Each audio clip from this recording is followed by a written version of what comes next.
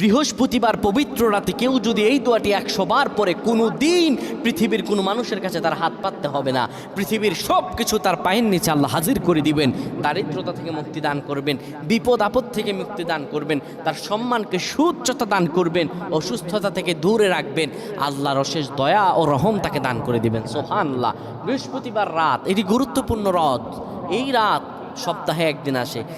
আরবিতে রাত আগে আসে, দিন পরে আসে। সুতরাং বৃহস্পতিবারের যে দিন গিয়ে রাত, এটি বৃহস্পতিবার রাত নয়, এটি শুক্রবারের রাত, এটি জুমাবারের রাত, এটি দোয়া কবুলের রাত, আল্লাহর কাছাকাছি হওয়ার রাত। সুবহানাল্লাহ।